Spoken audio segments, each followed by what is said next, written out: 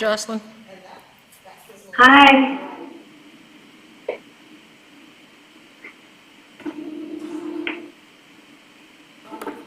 Okay. Thank you. If we could have everyone take their seats, please. I'm going to call the meeting to order. Our clerk today is Ms. Sky Snellgrove. Is there any introduction of late items, Ms. Snellgrove? No late items. Could I have the adoption of the agenda? Moved by Councillor Martman, seconded by Ms. Williamson. Adoption of minutes. Is every? Oh, all those in favor. Sorry, getting ahead of myself. Motion passes. If we could have a mover for the adoption of the minutes. I'm going to pick Linda Dirksen. Seconded Councillor Martman. All in favor? Motion carries. Presentations. We're going to have Karen Cronstall, our social planner, and Chris Schulberg come speak to us on the Reimagine Nanaimo. Oh, it looks like we have Ms. Bhopal Singh. Did you guys turn on your laptop?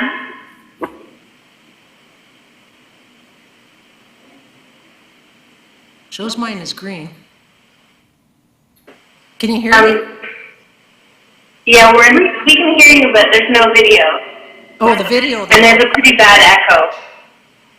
So we don't have video capabilities in this room. Okay. We don't have video capabilities at the Shaw Auditorium. Sorry. So when we have a presentation, we'll share the screen. When the presentation comes up, you'll get the screen, and here we go.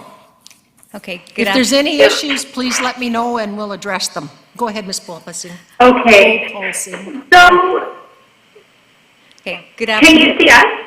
Yes? Okay. Hi, Lisa. Hi. Good afternoon, everyone. Pleasure to be here. Without further ado, I'm actually here to introduce Karen Cronstall, who is going to give you a presentation. This will be your second one on Reimagine Nanaimo, and where we're at in the phase one of the engagement process, and how we would like the involvement of your committee with this process. So without further ado, Karen Cronstall, who is a member of our community planning team. Thank you. Thank you, Lisa. Wow, I'm disappointed there's no camera. I wouldn't have dressed up so much. There's a camera on you. Oh, I see, Yeah. I see. It's just That not was a for joke them. for those of you who are on the video. Thank you very much for the There's no opportunity. camera on anyone in the room. So we have a camera for live streaming to the website, but we aren't able to portray this room through Zoom. Thank you. Now you all know what it's like to be blind. Thank you. I am getting the feeling of it. So, sure, thank you. All right. Thank you very much for the opportunity to come before you today to talk about the Reimagine Nanaimo Coordinated Strategic Plan Review. I understand this is the second presentation that the committee's had about the Reimagine Nanaimo, so I might go through the first few slides rather quickly. Can I have the next slide, please? To talk about what Reimagine Nanaimo is, just to give it a brief refresh, and then talk a little bit more about what we've done so far in this phase one of the process to reach out to different types of vulnerable and marginalized populations, and also to get your feedback on what else we can do to make this an inclusive process. So, as you know, the OCP review, Official Community Plan Review, is part of this process, as is the other 5 strategic plans that you see before you on the slide. And what we're really trying to do here is reach out to community members about all these plans at once to be the most efficient as possible, and also to recognize that people don't want to be reached out to on one plan and then another and another. They want to give all their feedback at once. So, next slide, please. We are in phase one, the gathering ideas phase. And right now, we have a number of activities underway that are going to run through with you, some of which I hope you've already participated in. And we're going to talk about what we can do to enhance this phase one to reach out to even more members of our population. Next slide, please. With the engagement activities, obviously this is a very different type of year. How can we engage with folks while remaining physically distant and safe? I mean, even around the room today, you can see it's a very different type of scenario. Normally, we'd have all of you here with us today, and I'd be able to give you one of our community representative packages, which I believe one of the members has just received, and all of you will get eventually, but it has all the different materials in it, and a coffee card so you can take someone out for coffee to talk about Reimagine Nanaimo and other materials. But given that you are where you are today, it's always a little bit different. So we've tried to do what we can to adapt the process to reach as many people as possible. Next slide, please. We have the project webpage, which you're all hopefully familiar with the details of the project. We're adding new content every week. There's interactive tools like the mapping tools and the ideas board, and I get notifications every time somebody submits an idea, so I can tell you there's lots of people submitting ideas every day about what they'd like to see in our community, what they enjoy and appreciate, and what else they'd like to see in the future. Next slide. No, just a quick refresh. In order to do things like the survey or submit ideas on the Get Involved platform, you have to both sign up for the Get Involved Nanaimo.ca, and then you need to subscribe to Reimagine Nanaimo. So it's a two-step process, something we're still on a learning curve with, but I think it's been successful and we've gotten good feedback from people who've gotten engaged in this process. But we're also getting feedback through social media like Facebook. There's lots of posts that are going up every week and people submit their ideas that way as well. Here's some of the community mapping that we're doing. We're building through collective ideas, building people a picture of what people love, what they want to see improved, and what they have other ideas for. I can tell you that a lot of people appreciate the nature in Nanaimo, and I think the pandemic has really highlighted all of the natural assets that we have in this community. And this is, of course, something that we continue to build in the future, but there's always room for improvement, as we've also heard loud and clear. Next slide. This is sort of a virtual version. I don't know if any of you have gone to engagement meetings in the past and you've done sticky notes. It's like a virtual version of that. And actually, in our community representatives meeting, I saw one of our consultants build something in real time with sticky notes as they put. Did any of you guys here in the room had a chance to attend any of the community representatives meetings? We had them a few weeks ago. Zenny, I think you were at one, yeah. And did you remember they had an activity where you kind of, so this is one example of ways where we're adapting some of these old school tools to use Zoom and things like that. But this one is actually on the Get Involved Nanaimo website, so people can add their notes and they can see what other people have put up there. Oh, next slide, please. Like I mentioned, social media is huge, and a lot of our engagement is through social media because people who don't necessarily want to sign up and do a whole survey will still take the time to read a post that grabs their eye, provide some comments. I'm always interested to see the kind of things we get the most comments on. Trying to stay positive, but people respond both to stimulating and positive ideas. So and we're on Twitter and Instagram as well. I know that many people have said to me that the tagging that they see around town with the Reimagine on the sidewalks and the stickers is just enough to get them kind of curious. It's a new thing. I really want to credit Christy McDonald at Parks for coming up with this idea of I believe it was Christy, yeah? Yeah, and she implemented it too. She was out there spray painting the sidewalks and parks and things like that. And I think Maddie has done the same thing with substance where when it rains, it kind of shows up. So it's almost like invisible ink. So these are some of the creative ways we're trying to stimulate people's ideas. And this is how marketing works. When people see things enough, they get curious enough to look into it. And I think that's been fairly effective. Next slide, please. So questionnaires, always very important. I think you have to hit that one twice for the next part. There we go. Yeah, there's two types of surveys that are out there. There's the general survey, which anyone can fill out if on the Get Involved Nanaimo. There's one main one, but we wanted to kind of make it a full meal or a snack size. So if you want to fill out the full one, that covers all the areas about how we work, how we live, how we play. But some people are more interested in providing specific information on parks or transportation. And so there are 6 specific topic questionnaires, and people can just fill those out, and it takes just a few minutes to fill out one of the smaller surveys.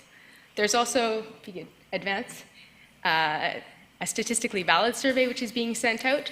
It was sent out a little bit later than we anticipated, but it will still be back in time for the end of phase 1. And that is one where it will actually have statistical significance based on the number of surveys we sent out. We anticipate getting, I believe, out of 2,000 sent out, about 500 back, something like that. And that will be able for us to really benchmark in a way that we can verify. I'm just going to pause for a second and say, is there any questions from anyone? Yes. I know some of this, yes. I do have a question. When you're doing your direct mail-out representative, are you doing all areas of Nanaimo? Or Yeah, it's geographically dispersed as well as demographically so dispersed. Equal numbers for each different area? Well, the person who is actually a sub-consultant of the person working, that's all he does is statistically valid surveys. So it would be, I don't know if it's exactly equally dispersed, but they're definitely trying to get an equal measurement in terms of demographics like age and gender and things like that. I'm thinking a location because that's what we hear about, that everything is in the south end and there's not much in the north end. That's one we get, then we get. Yeah, yeah, because like all of our sports fields are all in the south end of town, our pools are the south end, our skating rinks are the south end, there's only Oliver Woods at the north end, so we hear that, right? So- Yeah, I believe they're trying to get a representative sample Okay. in terms of all terms. And if people are concerned about being represented in the process, please encourage them to fill out the surveys, because that is the best way for them to guarantee. They may not receive a statistically valid survey in the mail, because it's only going to 2,000 people, but they can for sure fill out all the surveys that we have online. But yeah, there was issues with the surveys, though we heard lots of issues that they felt the surveys were biased, so that's why people want this one. Okay. Yeah, I brought that forward already, that we were getting complaints about that from the public, and there's a huge outcry on social media about that, so I think you guys have seen it, so I think you're monitoring it, so thank you. Right, absolutely. And of course, we can always talk about that after, like the ways in which you think any perceived Yeah. bias in the survey could be addressed. Thank you. I have a question in relation to the survey bias, actually. Richard? Previously, I've encountered some issues. Is someone ahead. else talking? I can't really hear the person. No, go ahead. Oh, sorry. Just getting lots of feedback on your end. My question is, are all the surveys being checked to be fully accessible with screen readers and other accessible technologies? Because I've encountered some errors on past surveys, so I just wanted to check up on that.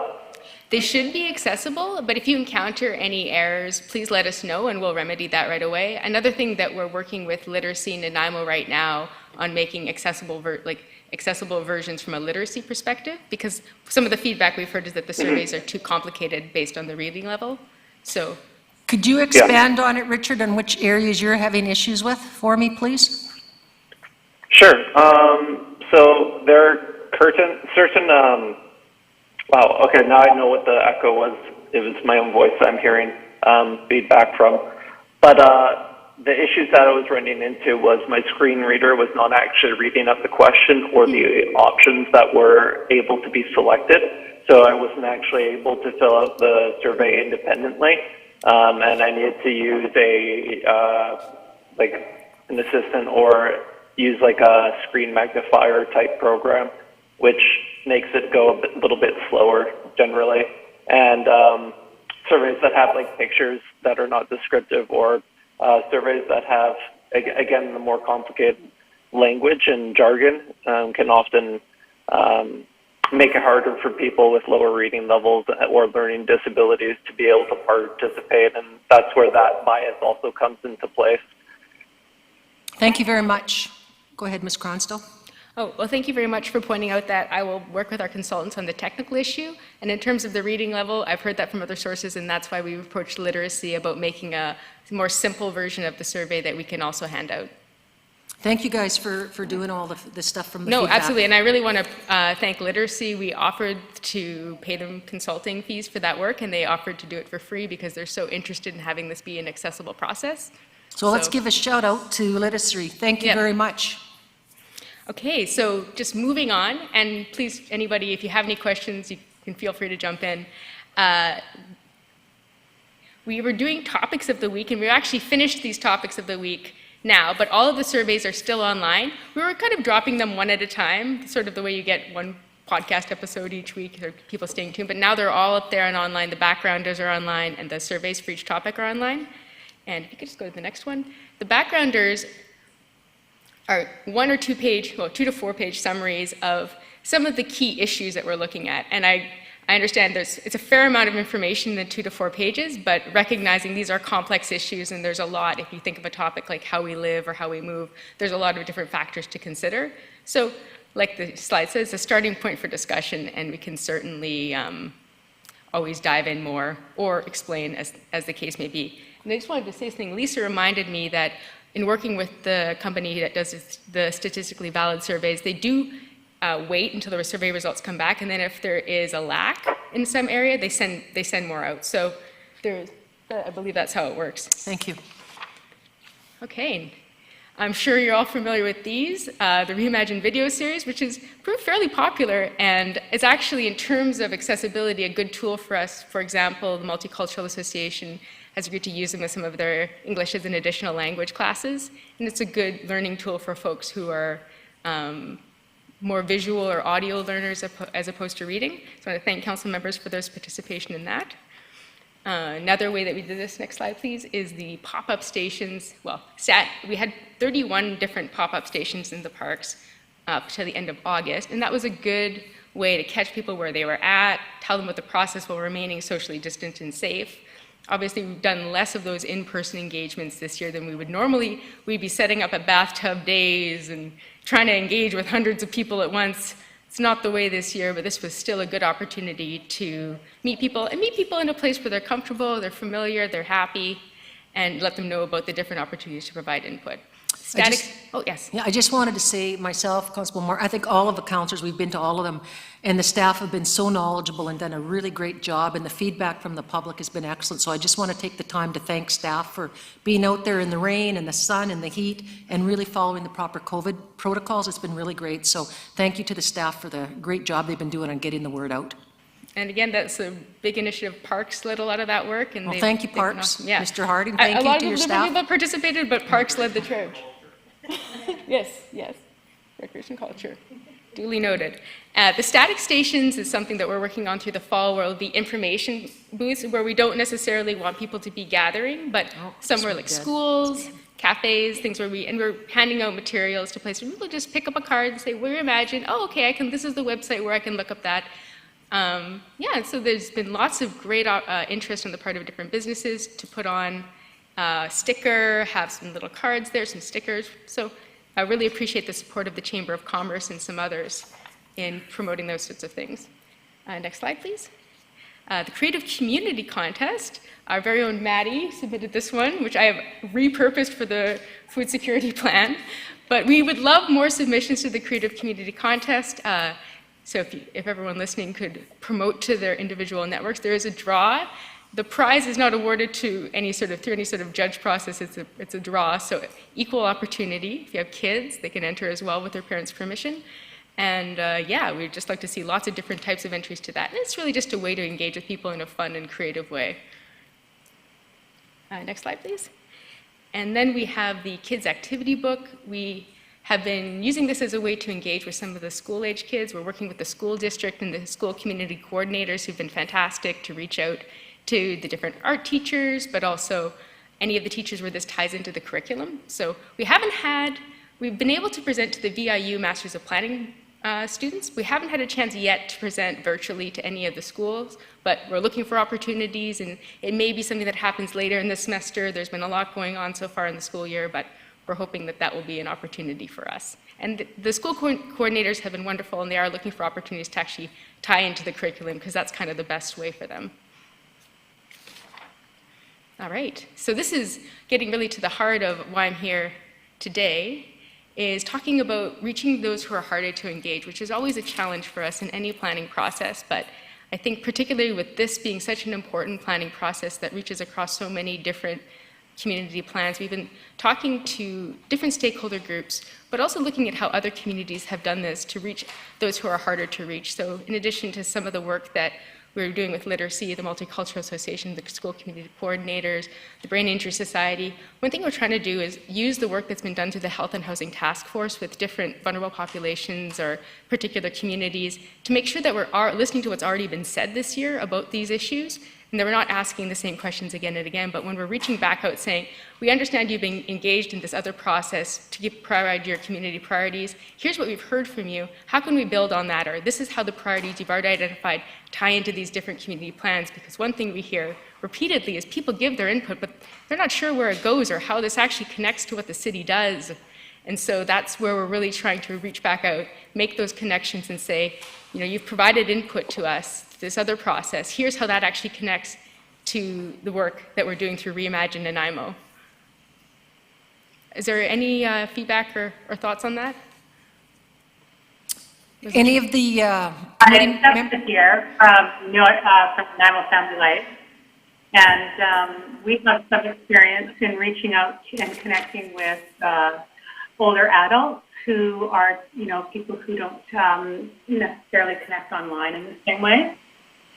And so we'd be happy to add some of our thoughts to that, if that might help. Our group is one of the groups that did a validation lab earlier this year, which is really appreciated, and we'll be reaching out to you shortly. A lot of these stakeholder meetings will be planned throughout October as we kind of finish the first part of phase one, trying to do the big push out to the community. Now we're starting to schedule meetings with neighborhood associations, but also different stakeholder groups and things of that nature. It's Linda. Go ahead, Linda. I'm just wondering if you've connected with the university at all in terms of student needs and possible partnerships about, we're really upping our game up there in terms of access, but it's another big group in the city that might have something to offer. We did do a presentation to the Master's Community Planning class through Pam Shaw, but certainly if there are any other university professors or university classes that you think we should be reaching out to who you think would like to be directly engaged, we'd love to get their names.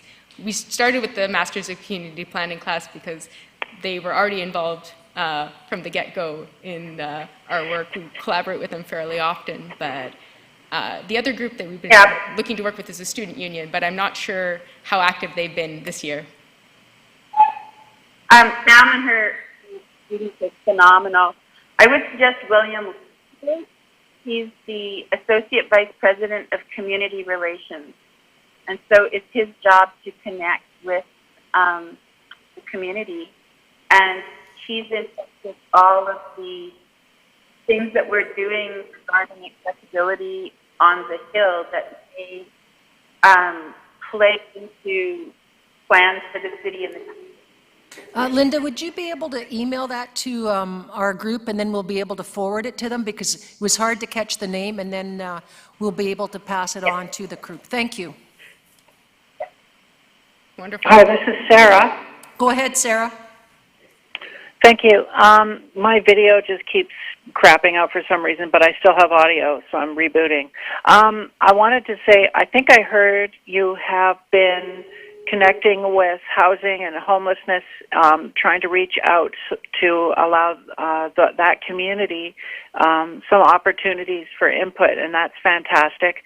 I wanted to ask if there has been any efforts to reach out to the LGBTQIA2+ community, either through Indigenous communities, programs they may have, or the Pride Society. We have been emailing, but we have a meeting next week to talk more about that with a member. I don't know if I should name names or a representative, yeah. Yes, but that's definitely on our radar. But if you have any specific contacts or suggestions, please send them our way and we'll make sure we contact. I just want to add to the committee members, if you have ideas that you think we might be missing for linkages, please email them to our legislative services, and they'll make sure it goes out to the appropriate departments, because sometimes we think we know most of what's going on in the city, but sometimes we miss some groups. So it's really important, even if it comes in twice, that we get it. So thank you. And we really appreciate any specific contacts you guys can offer. Hi, this is Adrienne. Go ahead, Adrienne. I just wanted to say hi. I just wanted to say that I did provide input on the surveys early on, and just touching back on what you said about closing the loop and letting people know how their feedback was used. I was really impressed with how you and the consultant carried out that process. It felt really good to receive an email back that just said feedback incorporated, feedback considered, but not incorporated. I've had situations before where I've contributed and I haven't known how the input or feedback has been used, and you guys did a really great job. Thank you. Thank you for acknowledging that. That's really helpful to hear. Okay, maybe we'll move on. Can I question? Yes, absolutely. Go ahead, Jocelyn. I remember, as Adrienne mentioned, we provided some feedback on the initial surveys, and I was just wondering, I don't quite remember whether the Reimagine Nanaimo conference asked some demographic questions about, where in the city you live, or where, if you have a disability, are you part of the LGBT community? Just in terms of, considering things like LEAP, where we're talking about serving people who may have more barriers, and it's such a great opportunity to get some more intelligence on what some of those might be or what some of the feedback is along those demographic groups. A little bit of I difficulty. think Ms. Bolsping got it, so. Bull-pulsing. I keep getting that wrong. Sorry, Lisa. Maybe your hearing's better than mine. Hi, Jocelyn. I'll just recap. So what you're asking is, did we collect any demographic information as part of the surveys to help us understand people's needs? And the answer is yes. As part of the bigger surveys that are online, signing up for Get Involved, we are collecting that information, and for the very reasons that you mentioned, so that we're able to understand who we're hearing back from and who do we have to make extra effort to reach, and what are the differences across our community and neighborhoods between one area and another based on people's needs, their ages, their other demographic indicators, whether they're from one particular group or another. And so, yes, that's there. And we can send a link so you can see that piece. Thank you. Thank you very much. Thank you. Awesome, thanks. Okay, we're going to move on now, and then Okay. we can have questions after, because we've got some other All right, presenters too, so let's- go ahead. Tickety-boo, next one. This was the community representatives meetings I was mentioning before. I think you have to press a couple times to get the whole slide. We had 4 different meetings, 2 at noon, 2 in the evening, a couple months ago, and that was a chance to do sort of a basic presentation to anyone who wanted to be an ambassador for the process and really both understand what was going on and be well equipped to talk to their neighbors or their association. And they got kits that went with that. It was really positive. We had 20 to 30 people in each meeting. And I felt like that was a good way for us, given that we don't have the ability to have these larger public meetings now, for us to kind of spread the word out through these little engagements. All right, next slide. I was just mentioning you will each get a kit, what's in them. There's also, if you don't want a kit, you can let us know. We can just give you the digital materials. I know some people are all digital, but we do have temporary tattoos and stickers, so just saying. The next slide. And this was going to be sort of where I paused and talked a bit more about what your ideas were, but you guys are already giving your ideas for an inclusive process. Always open to them. Feel free to email us. Next slide. We have a reimagine@nanaimo.ca is our email.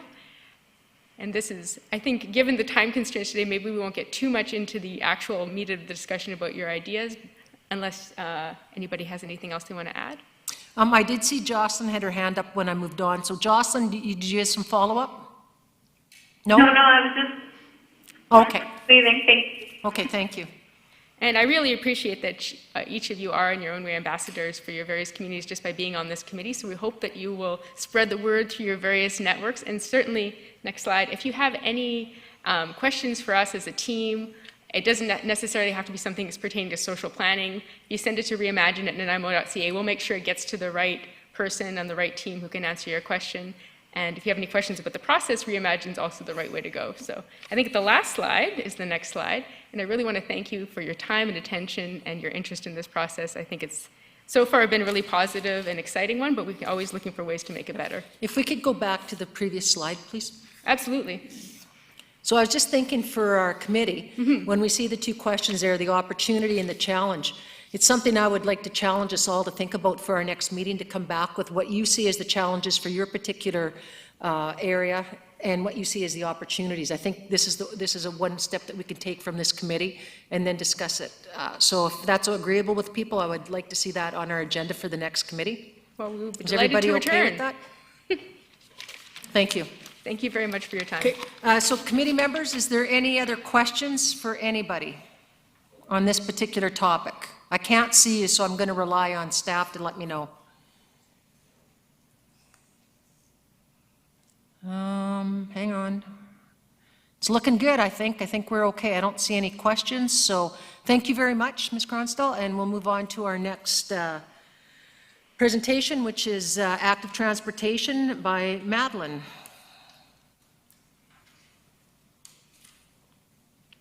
I'll have questions on this. No.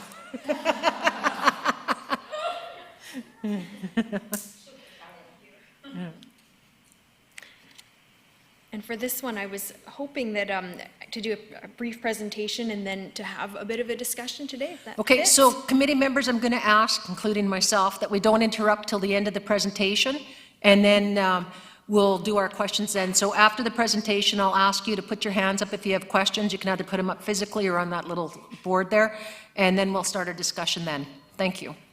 Thank you. So hello, I am Madeline Coe.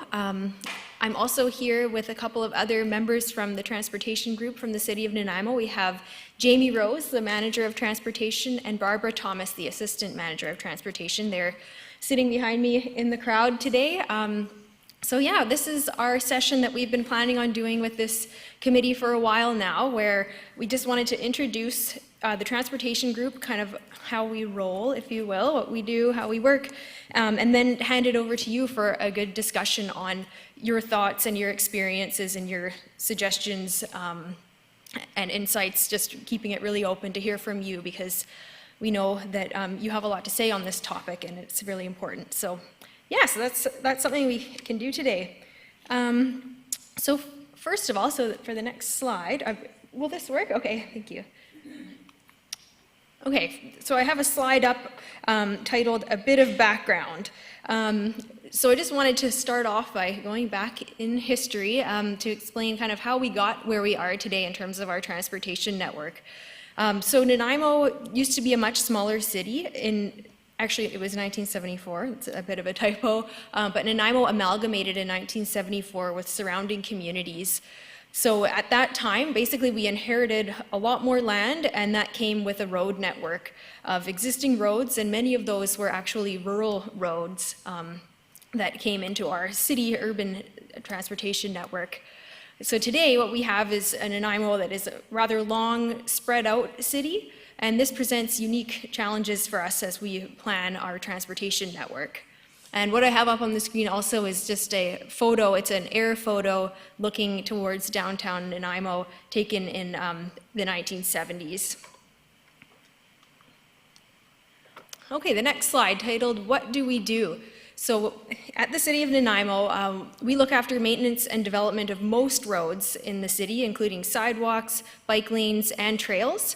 But we also work with other agencies as well. So there's lots of times where we have to tackle issues within the transportation network as a team.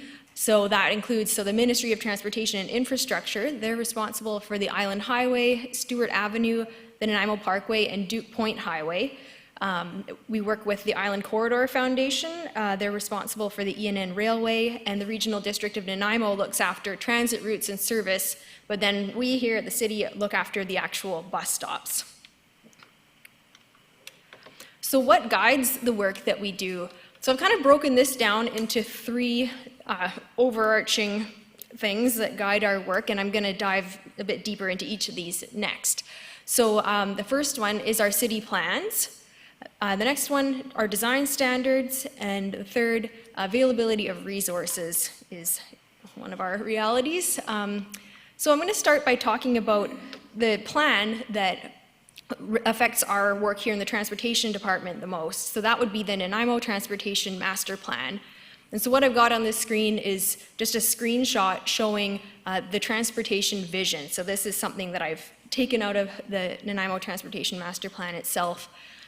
So what this includes, so that the vision focuses on safety, mobility, accessibility, connectivity, sustainability, and affordability. So those are kind of the pillars that drive the transportation vision for Nanaimo.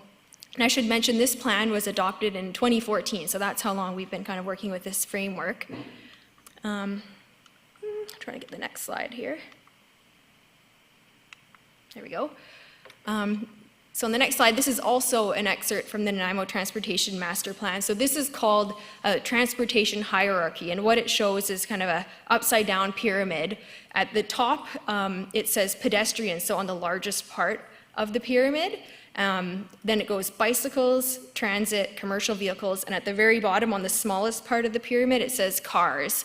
And this represents kind of where the priorities should lie in terms of our transportation.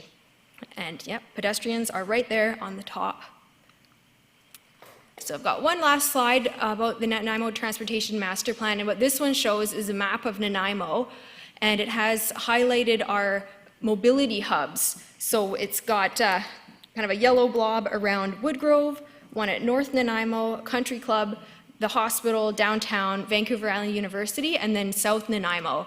So this is a pretty key part of what our plan says. So these mobility hubs are the areas where we already have a lot of development, a lot of high-density residential, and also areas where we are expecting more of that to happen.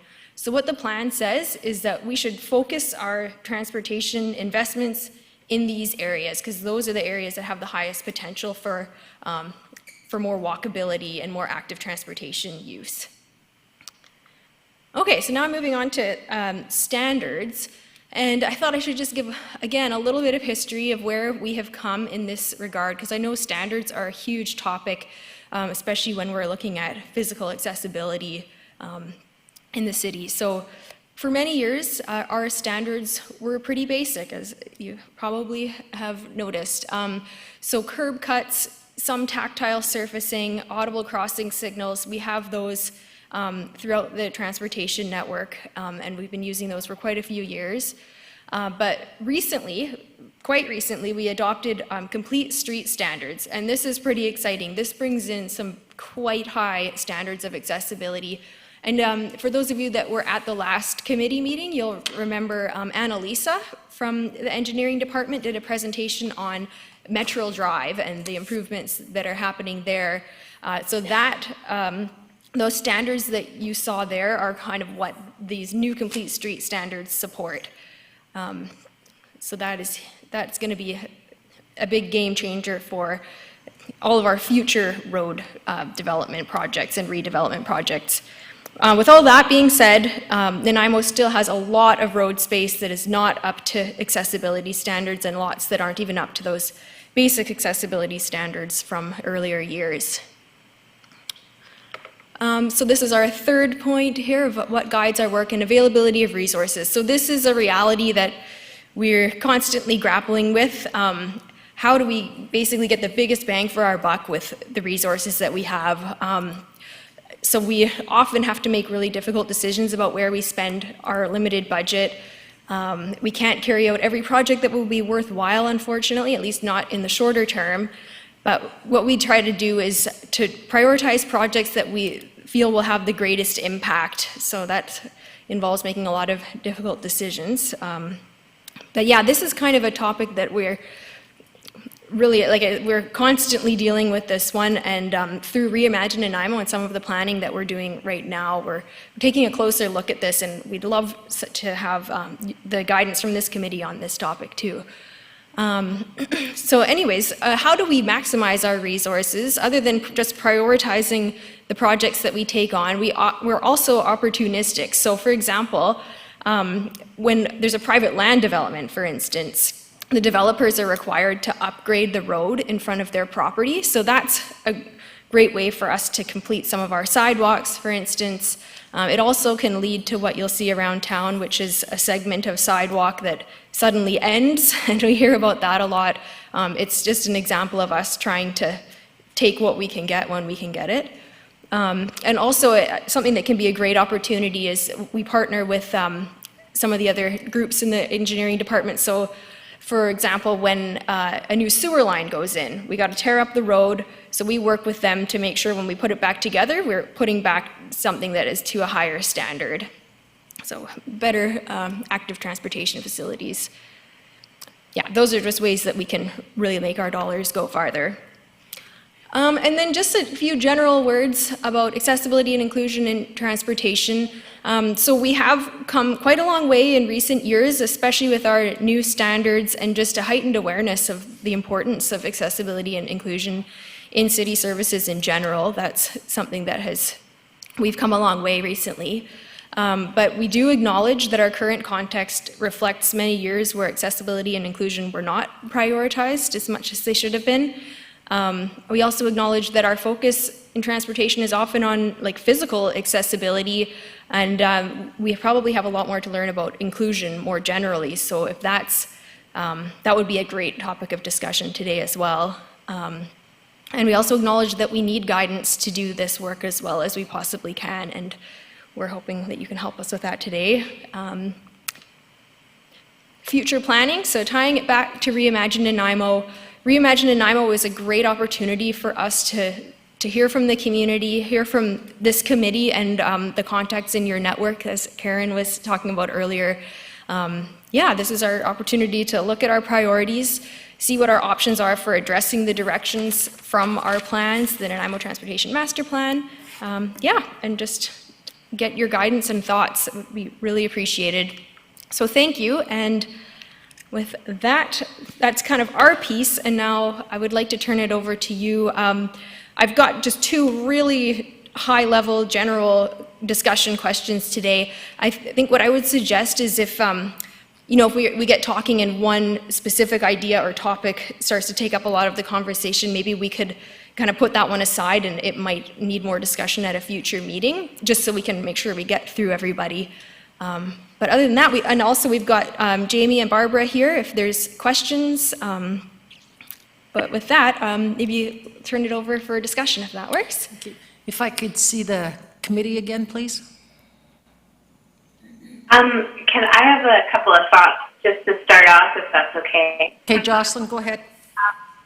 If just one more via Zoom, I know a lot of us who aren't hear an echo, so if it's at all possible to mute the room feed for us so we don't hear the echo back, that would be really helpful. Just a sec, where he's just trying to do what he can. Thanks, I appreciate it.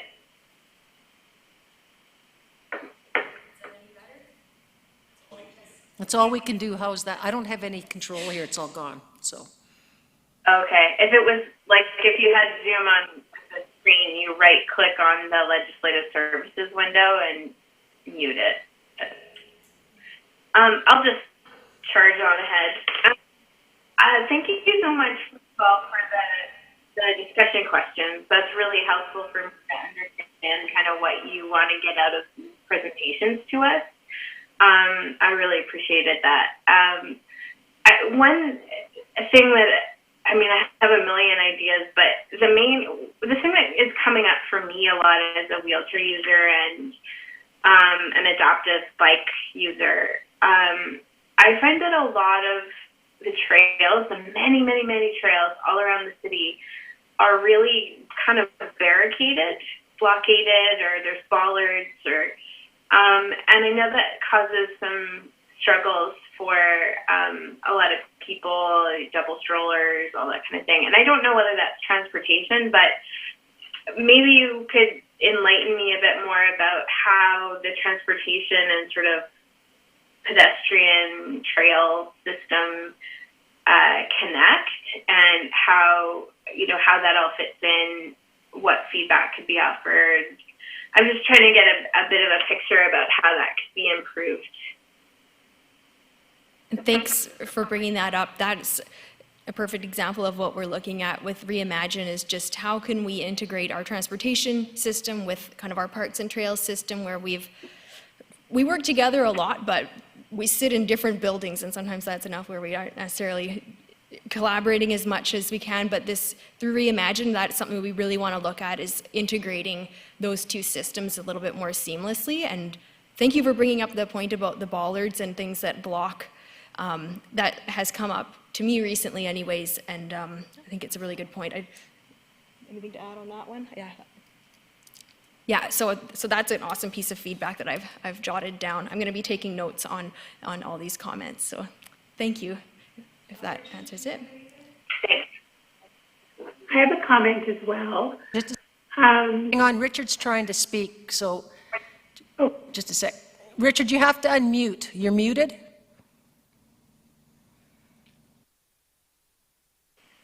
I'm a goof, sorry. I thought those barriers were put in place because of bikers and motorbikers would go on the trails on the parks and stuff, and go on them with their dirt bikes and such. And then the city implemented a lot of barriers, so then bikes wouldn't be able to get on to those walking trails, to my understanding.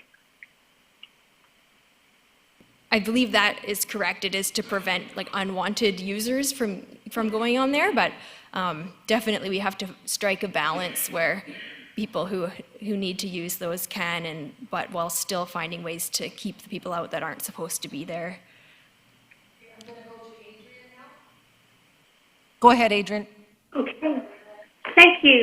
And I'm glad that Richard said that, because we actually had an experience on the weekend walking on a trail as a family where my son and daughter asked what those barriers were for. And I was explaining what they were for and ATVs and so forth. And I started thinking about our upcoming meeting. And I thought, it's interesting, the word barrier, because that is what it is. And it's very, I'm thinking about the pyramid. And I really like that is how funding is being allocated, and that is how the city is thinking. And you'll have to excuse me, my son's bringing me a cup of coffee, and I'm just so excited about it. Thank you. It's a perfect moment.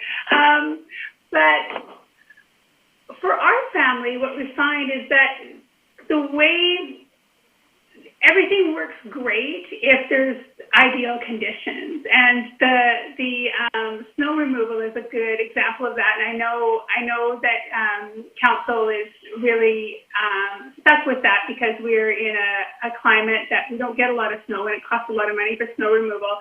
But that is a good example of the way that we think about allocating funding and the way that we think about accessibility. And thinking back to the prior meeting where we talk about when we make things more inclusive and more accessible, we're doing it for everybody, not just those who are limited by the way we have things set up now. But if we set things up differently and we think about how we can make a space where there are not barriers set up for, a percentage of the population, then everyone can use it. I look at the snow removal, and what happens when it snows in this community for my family is that my brother-in-law becomes housebound because he can't get out with his electric scooter. My husband's a letter carrier, and so he's walking on the road instead of the sidewalks that are provided because they're not cleared. And my kids are walking along, not on sidewalks on the way to school. And what is interesting about that to me is that we try to keep people out of their vehicles and off of the roads when it is bad weather. And could we think about some ways, and maybe COVID is a good time to start thinking about ways that we can come together virtually, come together in vehicles less, and start to actually reflect that pyramid in the way that we think about things and the way that we do things, so that it's easy to fund based on that pyramid, because we are still very car-centered, and we are still very in terms of access and in terms of our time and even the way we set schedules. For me, when I saw the first question here on discussion questions, the first thing I thought about was taking the bus with really bad arthritis, which I had quite severe arthritis as a kid. And there's always a low-level anxiety, or maybe even a high-level anxiety, but I'm going to have to get off the bus. I'm going to have to stand up. It's going to hurt my joints. I'm going to have to move toward the exit of the bus. I'm going to have to exit in a quick way. Is the driver going to yell at me because I'm taking too long? Am I going to be able to step down without falling? Is it going to be embarrassing? Is it going to hurt? All of those things come up. And I think sometimes that there is a way to build in inclusiveness and to build in that sense of community in a way that we do recognize that we're all working together and we're all accessing services together and we're all going to and from work and to and from school and to and from all these things together, and can approach each other in a more relational way too. That's kind of roundabout, but it's I agree. It does kind of seem like the pyramid is flipped upside down in the winter months. Yeah, and it's isolating, and it does exclude. And it's counter to everything I see the council and the city trying to do. And maybe there are some ways we can change it, without moving in a snow budget or without trying to act like a city in a climate we're not, but still recognizing that there's ways that we can build a more inclusive community through our transportation choices. I'm going to stop talking. I've taken up way too much time. Adrienne, if I can just kind of riff on what you were saying, I completely agree. I mean, since I moved here, I've been mostly driving, and I live in a fairly hilly neighborhood. But, a lot of the folks that I work with in this area are really restricted in their access to affordable housing and accessible housing. So that's already two reasons that shrinks their opportunities or their options for a place to live and where they live in the city. And then you add on the transportation concerns, and it can really become very isolating and very difficult. And then on top of that, winter weather. And a lot of people come to Nanaimo and the island to escape that factor. So, and they do largely, I would say. But the one thing I would like to say, but with some humility, that I don't know a ton about the bus system in this area. But what I do hear is that it is very VIU-centric, which is great. I mean, students need bus service, obviously, but it lacks the flexibility that and the sort of access to certain areas that can turn what would be like a 10-minute car ride into a 40-minute bus ride, which really is super, super hard for people with fatigue or disabilities that are affected, that have pain or muscle spasticity. And riding the bus itself can be very exhausting with a disability. So I'm just kind of curious about, I'd say this is more of an opportunity, is ways that we can view those hubs with a disability lens as being closer together. So that the main example I use is that common problem a few years ago was that when we would support someone who needed to apply for PWD, but they didn't have a car, sometimes one of our staff would go and try and fill in the gap for them, but the distances were not huge, and but the gulf that it creates in the lives of these folks was big enough that they weren't able to apply for certain things. They couldn't take up job opportunities. So, and I guess my take-home message there is to think about the sort of social planning piece of transportation as well. So, what it enables and what it's barrier to. I'm sure you do. I know from the Metro Drive presentation that a lot of that was taken into account. It would be really cool to see that kind of planning strategy for other hubs in Nanaimo, with an emphasis on enabling transportation for as many people who do not have access to cars. The issue with that is that the bus service does not belong to the city. It's by the Regional District of Nanaimo. There is a lot of back and forth cooperation, but one of the issues we have is we only have a certain number of hours that has to do the whole service area. So those are points that get brought forward to us, because I sit on the Transportation Committee at the RDN, but that's where, when we don't have our own bus service, we're dependent upon the board at the RDN, which is a makeup of Qualicum, Parksville, Nanaimo, and the area director. So there's 18 or 19 of us. So, but I do know that our staff work regularly with them. They look at, when we're looking at moving the bus stops, where's a better place? If we're going to be changing the hours, I know they'll work with our transportation staff to say that, we want to move the bus stop, like what happened over by Kiwanis Lodge, right? There was a huge outcry after that happened, yet what people didn't realize, there was lots of opportunity to do engagement, but nobody took it up. And then all of a sudden, so they say, well, obviously there's not an issue. So then they move the bus stop, and then all of a sudden the engagement starts. So I hear what you're saying, and that's something we'll bring back to the RDN board, but that's where it becomes difficult sometimes from a city perspective, because the bus service does not belong to the city. And a lot of people aren't aware of that. Well, if I could just follow up with another bus observation. I don't often take the bus, although I have in the city but I am a walker and I walk everywhere. And what I've noticed is that the bus stops, in my estimation, are sometimes just really hard to see. And so I imagine being a person with, visual disability or, mobility issues, not even being able to locate where the bus stops are oftentimes on the street.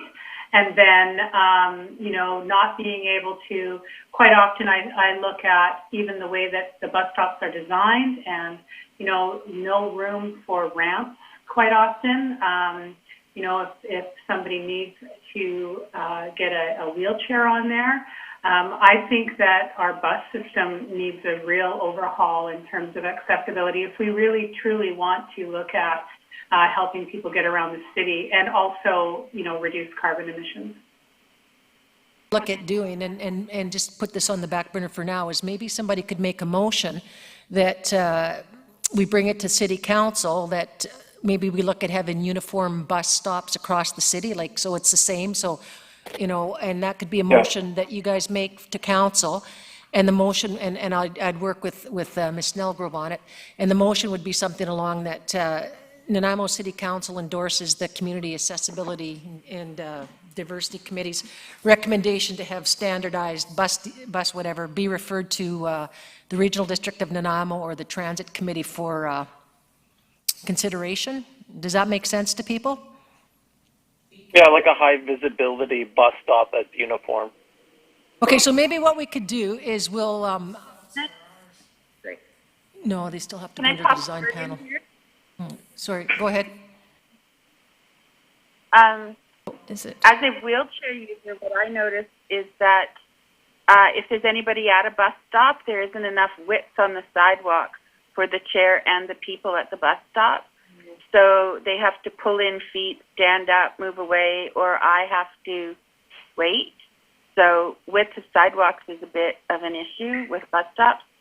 The other thing I was thinking of is the location of the buttons for crosswalks. And I first want to say I so appreciate the recognition that accessibility hasn't always been at the top of the list, but I'm just so grateful and delighted with the directions that the city's taking now. So back to the crosswalk buttons, they are often located off the sidewalk in places that I can't possibly reach, or they're so far from the crossing that by the time I get to them to press the button and get back to the curb cut, I've missed the light. There's a couple that I use frequently that are set back into the bushes so deeply that I worry there might actually be a person in there. And little things like branches and trees.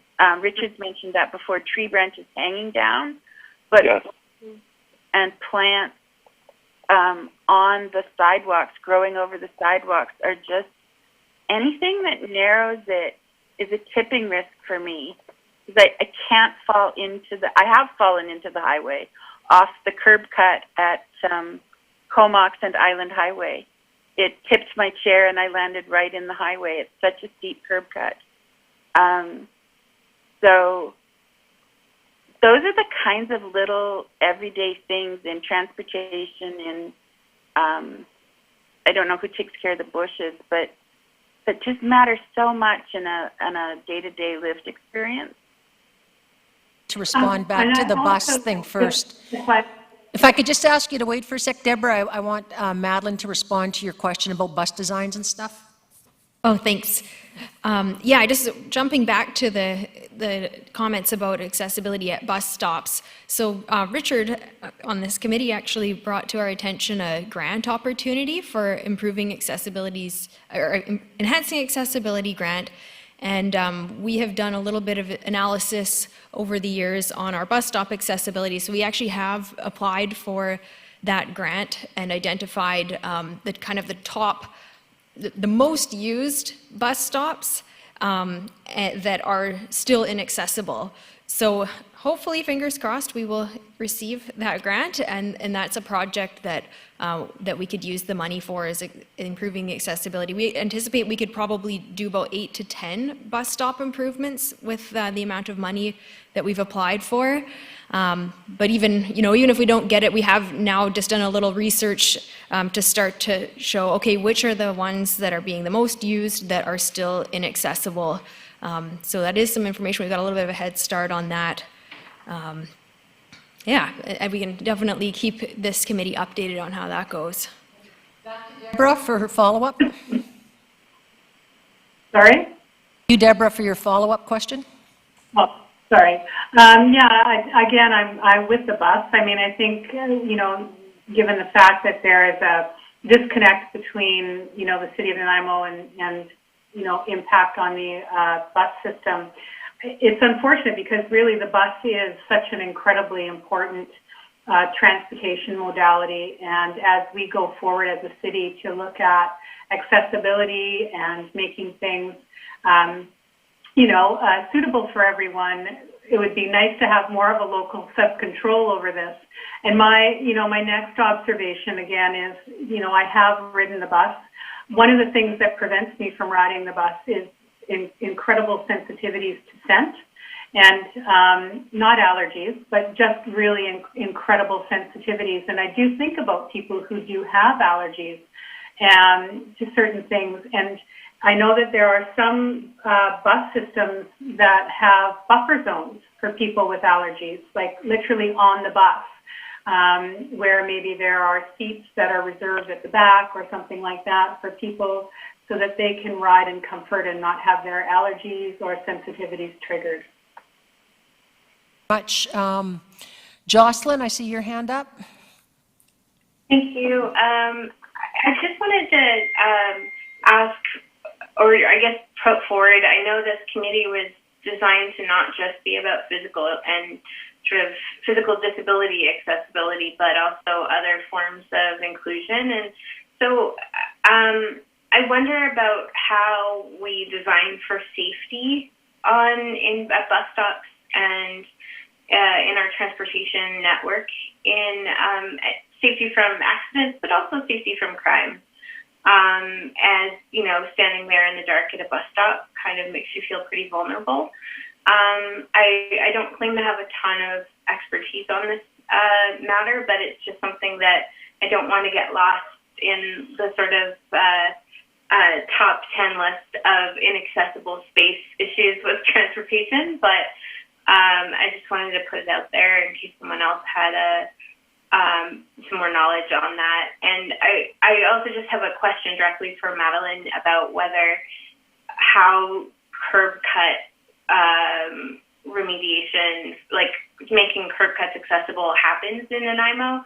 Is there a list, and is it something that we as a committee could just add to the list over time in the hopes that one day they would be all eventually available for wheelchair users, scooter users, etc.? Can I just ask Jamie if he can take this one? I was just going to say, I see Mr. Rose coming down. In favor of not having a white podium down. Can everybody hear me?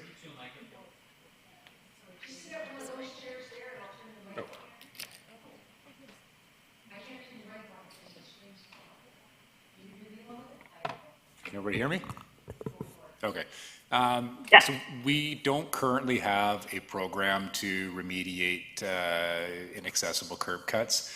Historically, we've dealt with them as a one-off basis. Typically, if we get a phone call, we can be fairly quick to address it, whether it's a removal and reset. We did one of those up in the metro area last year. But, some of them are fairly straightforward and just a little bit of sort of remanipulating or resurfacing. But as I said, we don't have a formal program right now. That's something that we can definitely look into doing. It's probably a product of not really being aware of all of the issues that are out there, and not sort of having a really strong grasp as to understanding how much of a backlog there could be.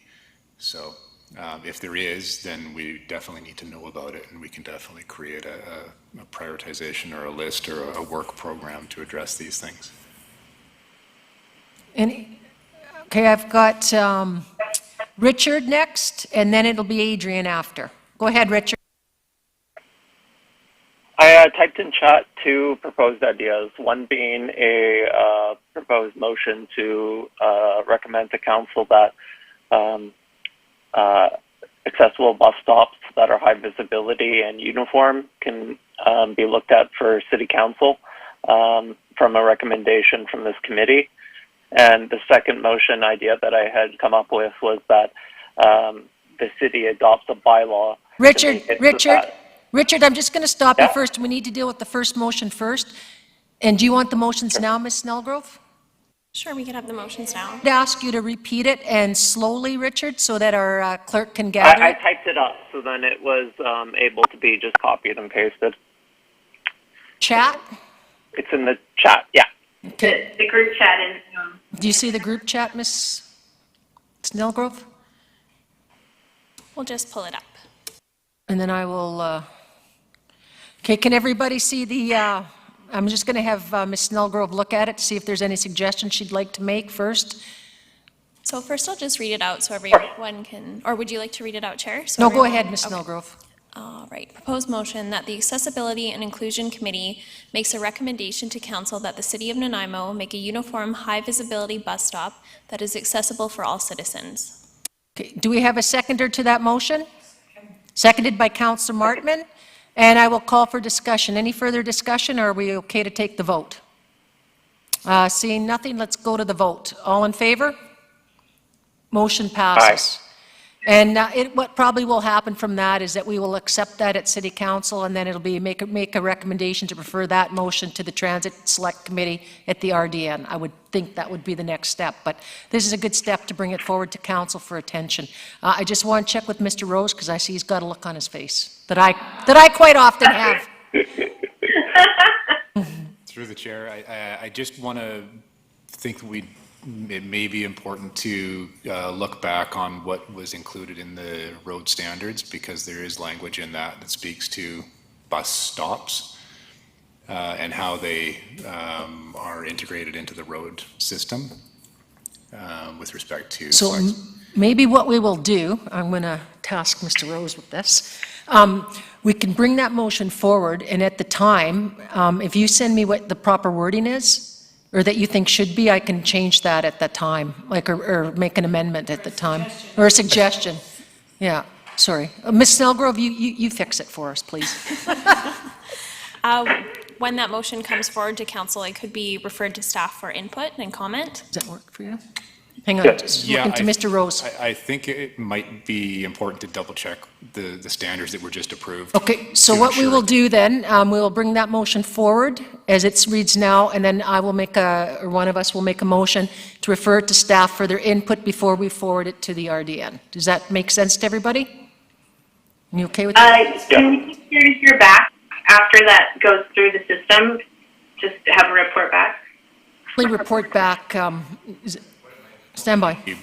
Another option is to actually have the standards presented at an upcoming accessibility meeting, and then if there's Okay, so what we could do then is have this motion put on hold until we have a report from our staff as to the report on our. We can even circulate the standards, and then Okay. the group can review them, and if they choose to move forward with the motion, then that's an option, I believe. I think we'll leave the motion that stands. We'll send the information forward, and then once we get that, I'll ask for feedback from the committee, and then we can still bring it forward to council. I think it's important that it does, even it just gets on the table. Okay? Yeah. Everybody's in favor? Definitely. Okay, now you say you have a second motion? Go ahead, Richard.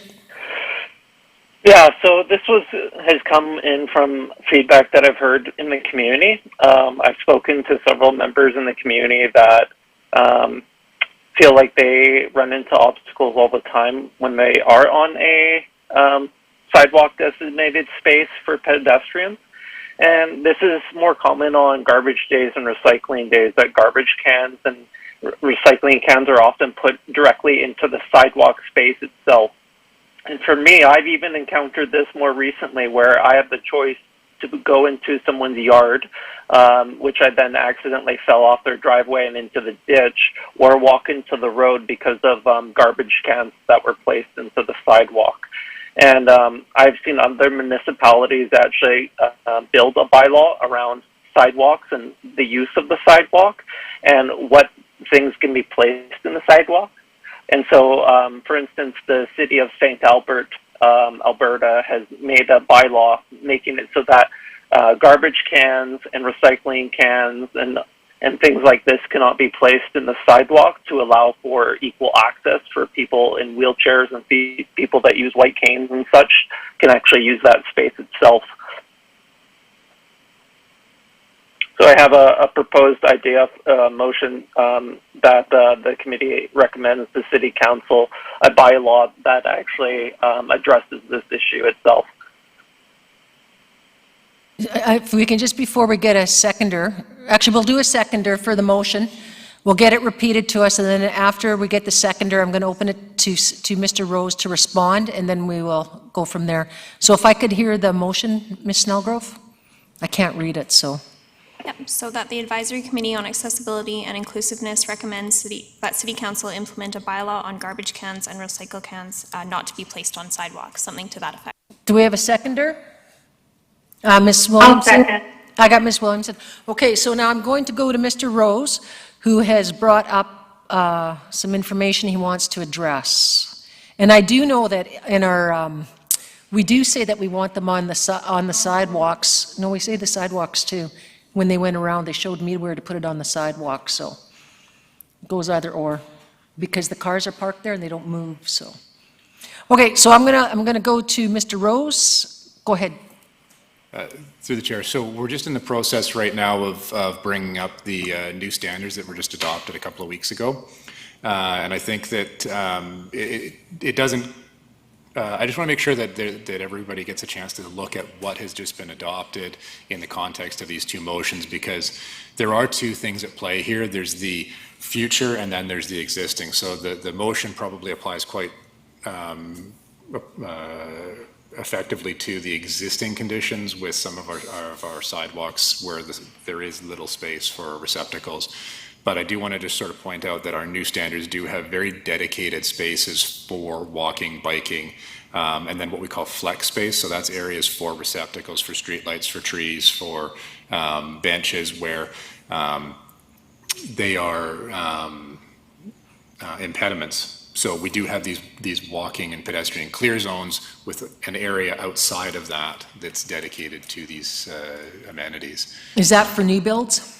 Yes. Okay, so but so that doesn't address our old issues though, like. No, it doesn't. It doesn't address the stuff that's in play right now, but it would. I just want to sort of highlight that we have sort of anticipated these types of things. So we refer it to staff when it comes back to us. So. Okay.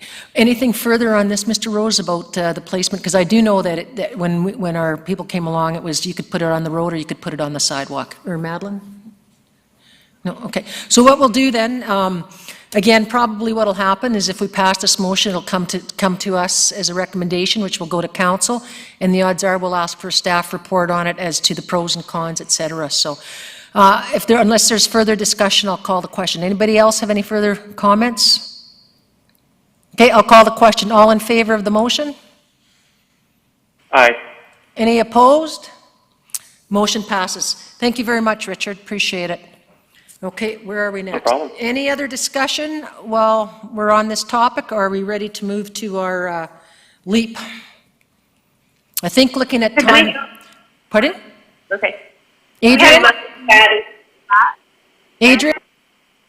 Or a comment? Yeah, I know that Jocelyn has been working on another motion, and Linda, and I fully support it. And I was also just going to say, we're talking about curb cuts. I'm going to pass it over to them, but Jocelyn was talking at the beginning about spacing for trail barriers, and I was thinking that an opportunity might be to look at the actual spacing for those barriers and being able to measure and make sure that a wheelchair, a scooter, that something could pass through. I think there's a way that those could be modified and still shut out things like ATVs while allowing access for a broader range of the community. Is that something that we could have a presentation on next time or in a Okay, future so we'll meeting? put that down as a possibility for a presentation, Ms. Snellgrove. I'm looking at Mr. Rose. I think he'll be able to address that. I don't know, unless you want to address it today, or do you guys want a more fulsome? I'm going to turn to Mr. Rose for guidance. Sorry, just to be clear on the question, so there's the conversation about the placement of the bollards on trailheads and things like that.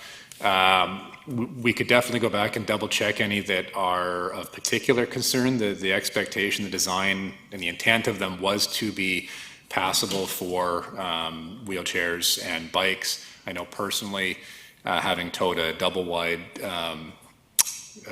child trailer behind a bike, it does take a little bit of finesse, but you usually can squeeze through. So it might be easier if there's some that you know of in particular that we should double check. So maybe what we could do, again, for those of you that have raised the concerns, if you happen to know of the areas which are concerning, could you email it again to Legislative Services, and we'll look after getting it to Mr. Rose or somebody in his area. I don't think we really need a motion on it, because I think staff is well aware of it, and we'll report back at a later date. Is that okay, Mr. Rose? Okay? Thank you. Okay, so I'm going to move us on now to the next report, which is going to be the Leisure Economic Assess passes, to be introduced by Mr. Harding. And thank you very much to our transportation staff. Job well done as usual. Thank you for your input. Really appreciate it. Yeah, and just to the committee members, it's really important when you come up with these ideas, please don't hesitate to send it out to our committee, and we can forward them so that maybe we can even have the discussion at the next meeting, or we might even be able to answer them beforehand, because you're bringing forward stuff that some of us never hear about, so it's really important. So thank you. Mr. Harding? Thank you, Chair. Just was mentioned about the parks and trails bollards. So those bollards have evolved over 30 years, and so some of those things are 30 years old. So that's where some of those older ones, it's an older standard. We don't necessarily need them anymore. We used to do the offset gates. We haven't done those now for years, but there's still a few of those offset gates out there. And so whenever we do see them, we don't necessarily need them. It's great information to come back and say they're either not wide enough, as Mr. Rosen said, or they need to be moved. But it was typically never to stop the flow of wheelchairs or bikes, but to really stop cars from going on to trails. It's amazing what people will drive onto if you let them on. Okay, it. So, thank you yeah. for that. Okay, moving on to LEAP. And so on to LEAP, just quickly, so we don't have a report on with you. As I think the Legislative Services, I mentioned to the committee that we're extending committee input until the end of October. So if tomorrow's October 1st, you got to October 30th for input. Also, we're just starting with Reimagine, getting out to talk to a number of groups and organizations. So we're adding the LEAP component to that. There's also a LEAP question on both the random sample questionnaire and the convenience sample questionnaire through the Reimagine process. So we'll use a lot of those aspects for creating and getting input, but definitely encourage committee members to get in any kind of comments you can, input over the month of October. But if there's any questions, either myself or Lynn or Laura will be pleased to answer. Okay, anybody from the committee have questions or comments they wish to make now and to LEAP, or I'm looking? No? I think we're looking pretty good then. All right, so we're going on to our new business. Thank you. You're safe Do you want to me to step for it? Would you mind sticking around for the next one, because it might be important for the Treat Accessibility Program. Go ahead, and Mr. Harding, it's up to you again. For which one? The Treat Accessibility Program. It says to be Halloween. Oh, the treat, yes. I think you have a video for that, don't you? We have a video We to can't show. play it here. Yeah, I think we can. Can we play it here? No, we're unable Our to play system's it not- here, but the video was shared with members ahead of time, so they were Yeah. able to watch it ahead of time. Has everybody had the opportunity to look at the video? Okay, so I'm going to turn it over to Mr. Harding to, Well, really, I think we saw the suggestion. It was to be for some discussion at the committee. Is this something we want to look at to promote or encourage? I know it's a tough one to do for COVID years. We're not sure how Halloween's going to function this year, but I know. Well, the people were wearing masks in the video. Yeah, okay. That's true. That's true. I even have a mask here I could put on. I'm going to turn to Councillor Martman. And everyone is technically encouraged to wear masks at Halloween anyways, so. I'm just going to turn this over to Councillor Martman as she has some comments she'd like to make. Yeah, when I first saw this, I was like, this is exciting because it may be an opportunity to have a little bit of fun for the kids in a safe manner. And my concern is, it does state that the government's on board with this. Is this something that BC provincial government is feeling is a safe way? To be honest, I haven't looked at that details into it. I'm not sure if Lynn or Laura have looked into it, but we definitely, if the committee wants us to look at it more and something we want to look to promote and see if we can partner with other groups or organizations, if definitely we'd look at it. I know when I took my example from where I live out in Cedar, right away, I think if I can get that sign, I would put that on I'd move all my stuff down to the curb somehow and do it from there. I'm looking forward to hearing more comments from the committee members, but I think if it's something we're going to do, we would have to move on it fast, because in 1 month, and so we would need to educate the public and let the citizens know, etc. So my first impression right now is I'm for it. Yeah. We'll also have to see what plays out with Dr. Bonnie, since our cases are on the rise, how they're going to deal with that. So, but what I'd like to do is I'm going to go to each committee member individually, so please wait till I call your name, and then I'm going to ask for your comments or input. So I'm going to start at the top of my screen, which is Jocelyn, please. Hi. I of course, like, as a property owner, I would happily, our house is already accessible, but I'd happily make that happen and encourage my neighbors to do so, get a sign. I'm a little confused as to what the role of the city is in this, other than just sharing it as a great idea. I don't know if anyone has any ideas on that, but it seems like an individual person initiative to me. I'm going to ask Councillor Martman to answer. I think it's a corporate kind of initiative, because I saw that the main sponsors were Home Depot and Remax, and that you go to pick up the signs at Home Depot. I believe the reason it came to the city was because they wrote a letter to Mayor Crow, and in it they talk about that they have, Halloween was the topic in the news last week across the country. BC's top doctor said it could happen with the strategies we include in our totally free and easy Halloween program.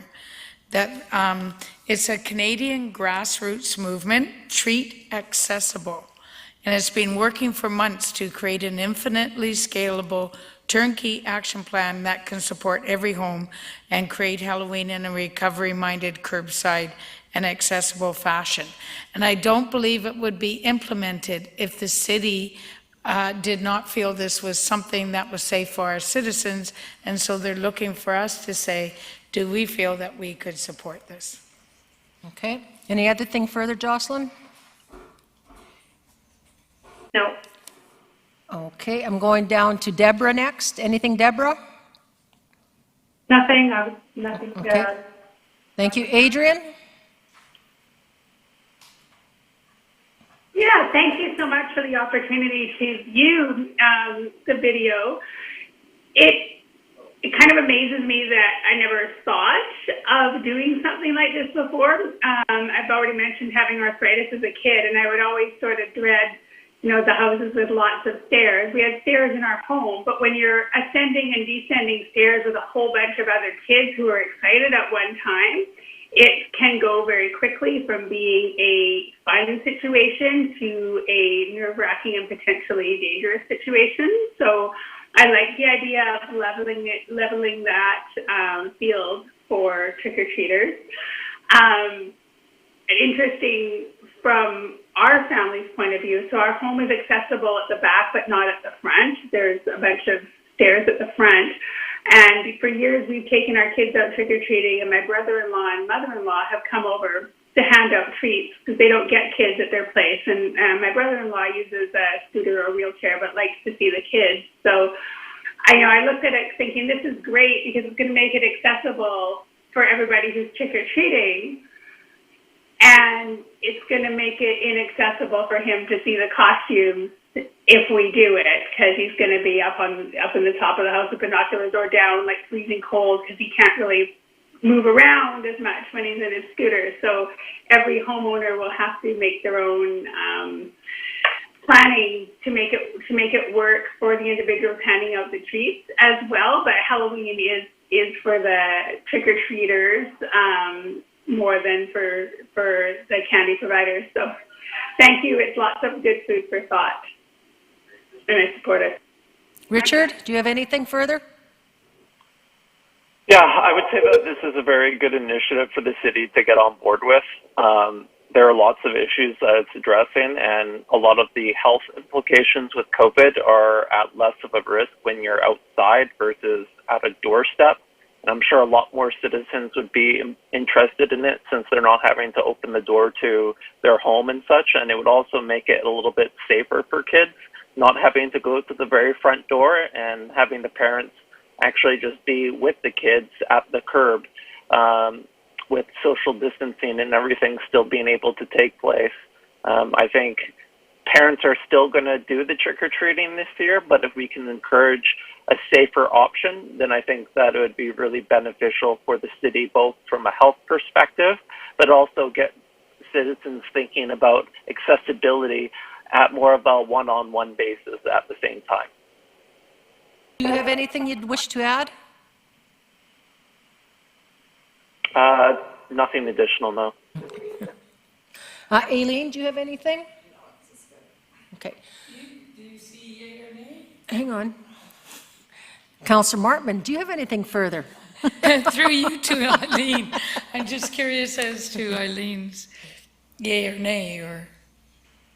No, she said she's okay. Oh, okay. Yeah, okay. Okay, so, I don't know, do we need a motion or just forward it up to Mayor and Council for... We can forward it to Mayor and Council for information. Yeah, I think what we'll do, we don't need a motion, we'll just forward it, that it's supported by the committee, because that's what I'm hearing. Is that, okay, Yeah. perfect, so also, go ahead, Mr. Harding. We'll, before it gets to council, we'll look at some ways that we can possibly promote it or Okay. work with it. Well, we're at the end of our agenda, but I do have a couple things I'd like to say. First of all, I really want to thank Richard Harlow for forwarding that grant opportunity, one that we didn't know about, so thank you very much. It's really nice when we get those opportunities, and thank you to our staff for actually having some of the information. So if anybody else on the committee comes across grant opportunities, please feel free to forward them, because there's so many different grant opportunities and our staff can only get so many. So if you happen to know of some, please forward them, and we'll do our best to try and access them, or we'll at least apply that, you know, we're on it or we don't qualify, whatever. So once again, Richard, thank you so much. Hopefully we'll be successful. And My pleasure to serve the city. yeah, thank you. I just wanted to know, do we want to do a check-in of how everybody's feeling, how we're progressing, or is everybody good? And I'm just going to open the floor up. Go ahead, Jocelyn. I just wanted to ask, just given that we are now, I don't know, at 6 months or 10 months or something of this committee, if it would be good to have an agenda item next time to talk about how things are going. I'm a little concerned that we're really heavily on the accessibility side and not on other forms of inclusion. And I know that can become self-fulfilling where we only talk about that, so there's nothing talked about that's other forms of inclusion related.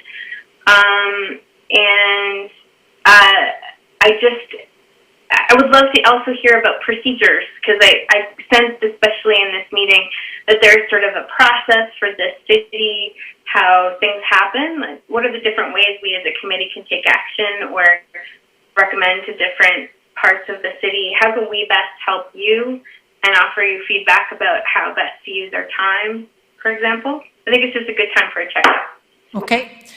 So maybe what we could do then is we'll do just like a little roundtable now, and we'll do a proper check-in at the next one where I'm just looking to Ms. Snellgrove. Yep, so the next committee meeting is November 25th, so we can add an agenda item as a check-in for all the committee members. Okay, so we'll do a check-in, like a proper check-in on the 25th. We'll have, probably would be legislative services, advise on how progress is coming from the committee and answering your questions, Jocelyn. We could do that at the check-in time, so we'll use that for then. Does that work, Ms. Snellgrove? Okay, so now I'm going to go down to Deborah. Anything further you'd like to add towards what's happening or what you'd like to see? Yes, I would like to thank Jocelyn for the point that she's raising. I think the work that we've been doing up until now is really, really important, and making our city more accessible and inclusive for people of all abilities is crucial. The reason I joined the committee was to be able to focus on also an expansive view of inclusivity that includes safety and safety issues and, issues that for people who are particularly living maybe more in the marginalized communities in our city.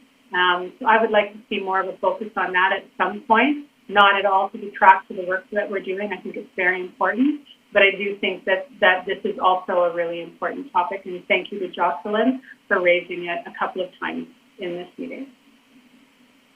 Maybe we could have a topic at our next meeting on our agenda for the 25th, diversity and where we're at.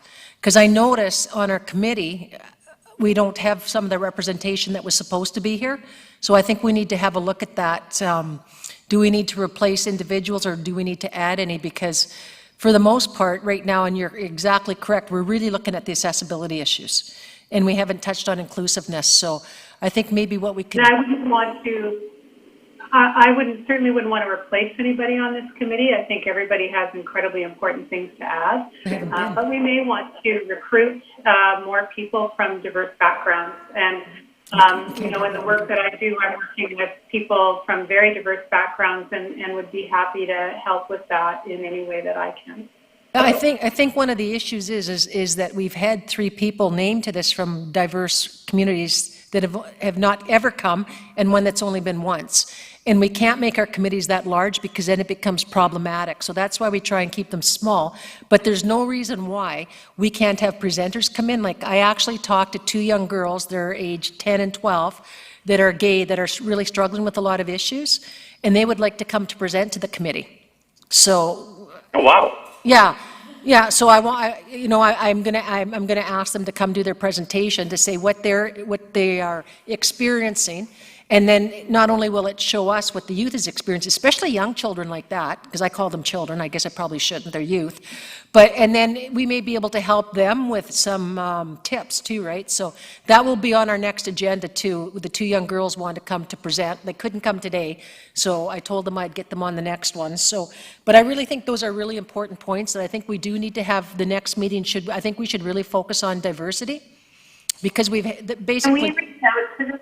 Go ahead. Can we reach out to the people who haven't come and ask them why? Because what I'm really worried about is that we are choosing who we want to be on the committee by only focusing on accessibility. Like, why would you spend 2 hours of your time every month or every other month if your issues are never addressed or heard? But the very first, we had our very first meeting where everybody was there, and we discussed the ground rules, et cetera, and then some individuals never came back. So that's something we need to follow up with, right? And because, why didn't they come back? Is it something that they can't do, or is there an illness or something? So I'm going to turn to Ms. Snellgrove. So legislative services can reach out to those individuals and see if they're still interested on sitting on the committee. Because if they're not, then I do think we need we can't really expand our committees. They have to stay at a certain size or it becomes unmanageable and just, as you know. So, but we did deliberately have selections on everybody to represent a diverse community, and then we have other committees that we sit on that we draw from those as well. So, but I really do hear the point, and I think it's something that we should focus on next time is diversibility, because as you said, we've done mostly all accessible. So could we have that on the agenda, please? Okay. Any new point? Oh, sorry, Mr. Harding, you want to speak? Some other speakers in between that time, see if we can get some other group like, organizations. I think, personally, I would like to see somebody from Nunavut nation come and address the committee as to what's going on in theirs. Like, I actually sit on the POG with the Snamuk, so I have a good understanding. So I guess sometimes we forget about that we should actually maybe have them speaking to the committee so they can hear the issues. Richard? I would like to acknowledge that today is Orange Shirt Day to the committee, which is why I'm wearing my orange shirt here today.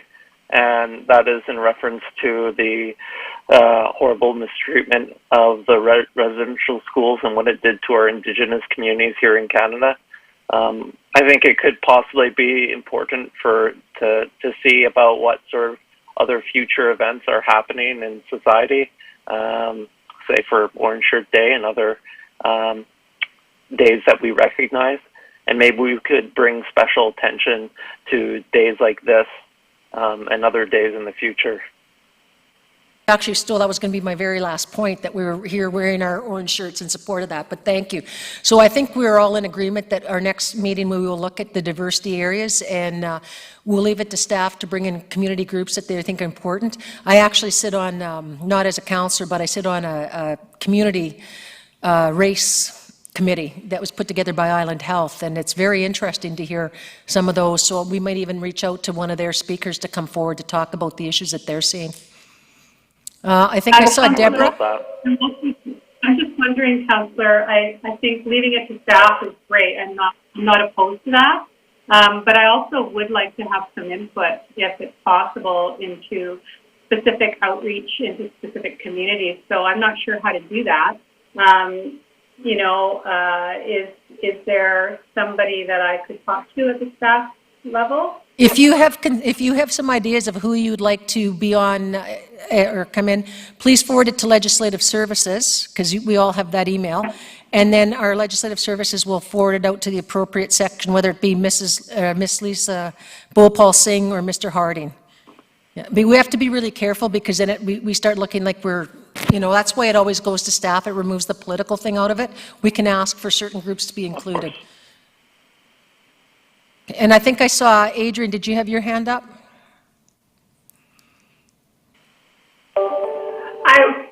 I think I don't know if I had my hand up or not. Are you still doing a round table with the different members? I didn't know if I was next or not. Yeah. So Go ahead. I just wanted to agree with what Jocelyn and Deborah have said. I would love to see more of our work, or some of our work, center around things like LGBTQ2S+ and cultural safety and humility, and other marginalized populations in our community. Living near downtown, I have a sense that my community involves all members of the community, and we have some community members who are being really deeply impacted by the drug poisoning crisis, and I do think that should have a place at our table as well, whether it's somebody coming in or whether we could be involved in some way with some of the work that the city is doing. And I just want to thank the city again for forming our committee. And I do agree we could be a more diverse group. That is for sure. I like that we have this positive start, and I like that we are questioning and thinking and bringing new ideas to the table. Thank you, everyone. On that, when you're referring to the opioid crisis, that is being handled by the Health and Housing Task Force. So what we will do, once their report is ready, we can bring it to this table as well. So we at Council are still waiting for that to come forward. So I think that's a great idea, but their report's not quite ready. I don't know if you did see that we did have the homeless count in Nanaimo information, which is available on the website, which is interesting. Okay, Linda Dirksen next, please. I'm good. Harlow. Oh, are we checking? Richard? Oh, he might be. I have nothing additional to add to what I've already said. I'm happy with the motions that were put forward. I just really want to thank the committee members. It's a committee that myself and Councillor Martman really look forward to coming to. There's no negativity. It's so nice to come to a committee where everybody's positive and really wants to work together to make a difference. And I really appreciate the input and the time that you guys are taking for us. You know, all your ideas are great. Sometimes we can't do them, but we'll make sure that we tell you why we can't. So I think that's really important that we hear about them. I don't want anybody to feel that they can't bring something forward at the table. So I really want to thank you once again on behalf of myself and Councillor Martman. Thank you so much for participating in this and keeping us all accountable. And I look forward to moving forward. Thank you. So could I have sorry, Ms. Snowgrove? There's just one other member on the phone, so I didn't want them to be missed. Oh, who's that? To say during the round. Oh, who? It's on the phone. Oh, Sarah, go ahead, Sarah. I didn't know you were even there. You don't show on my screen. You might not have anything to say. Oh, okay. Yeah, I don't see it. I didn't see her on my screen. I apologize for that. That's why I don't like Zoom. I just unmuted my phone. Oh, go ahead, Sorry, Sarah. it took me a second to unmute. I'm fine. It's been a wonderful meeting. Thank you, everyone. Sorry, I didn't acknowledge you earlier. I did not see you on the line. I thought it was staff I was looking at. My apologies. That's okay. My computer crashed. I think I need a new one. That's why I like coming down here in person. It's a lot easier. Okay, can I have a motion for adjournment? Moved by Councillor Martman, seconded by Councillor Armstrong. All in favor? Aye. Aye. Thank you, everybody.